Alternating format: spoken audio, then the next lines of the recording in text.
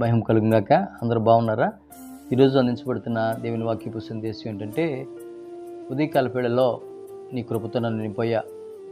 కీర్తన గ్రంథం 5వ కీర్తన 3వ వచనం చూసినట్లయితే దేవుని వాక్యంలో రాయబడింది, యెహోవా ఉదయమున నా కంఠస్వరము నీకు వినబడును, ఉదయమున నా ప్రార్థన నీ సన్నిధిని సిద్ధము చేసి కాచి ఉంచుము.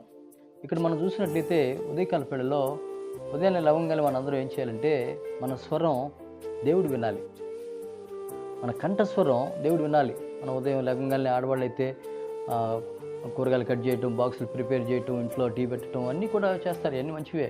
కానీ ఉదయకాల వేళల్లో తెల్లవారకు మనిపే మన స్వరాన్ని దేవుడు వినాలి. ఈ అందరూ గొప్ప గొప్ప భక్తులుగా ఎలాగూ తీర్చిదిద్దబడ్డారంటే, మొట్టమొదటి స్థానం దేవుడికి ఒకటి నేర్చుకోవాలి. ఉదయకాల వేళలో కీర్తన గ్రంథం 1వ కీర్తనలో కూడా రాయబడింది, యెహోవా ధర్మశాస్త్రం నందు ఆనందించు దానిని దివారాత్రులు ధ్యానించువాడు ధన్యుడు.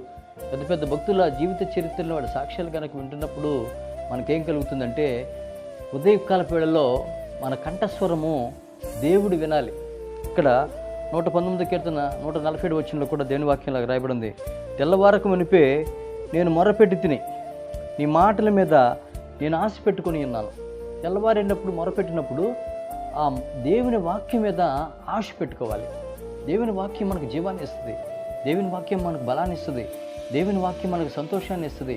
119 కీర్తన 50 వచనం రాయబడింది, ఈ వాక్యము నన్ను బ్రతికించింది, ఇదే నాకు బాధలో నెమ్మది కలిగజేస్తుంది. దేవుని వాక్యం మనకి నెమ్మది ఇస్తుంది, దేవుని వాక్యం సంతోషాన్ని ఇస్తుంది. ఎప్పుడు తెలుసా? ఉదయకాల వేళల్లో మన ప్రార్థన కాచుకోవాలి. రేపు ఉదయకాల వేళల్లో దావీదంటాడు, నేను తెల్లవారేటప్పుడు నా ప్రార్థన నేను సిద్ధపరచుకున్నాను.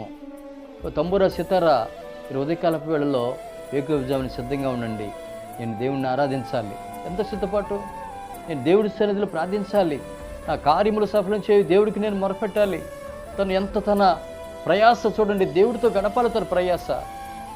27 కీర్తన 4వ వచనం కూడా అంటున్నాడు, యెహోవా యొద్ద నేను ఒక్క వరం అడిగి తిని దానిని నేను వెతుకుచున్నాను, యెహోవా ప్రసన్నతను చూచుటకు ఆ జీవితకాలం అంతయు యెహోవా మందిరంలో ధ్యానించుటకు.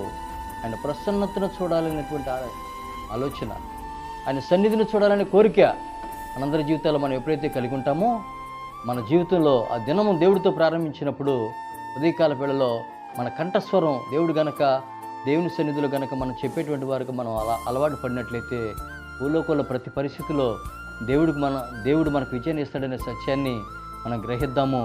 మన కంఠస్వరం ఉదయకాల వేళలో దేవుడు వినేటట్లుగా మనల్ని మనం దేవునికి అప్పగించుకుందాం, ప్రార్థన చేసుకుందాం. పరిశుద్ధుడైన తండ్రి, మహోన్నతుడైన దేవ, దావీదు 5వ కీర్తన 3వ వచనం చెప్పినట్లుగా ప్రభా, ఆ కంఠస్వరం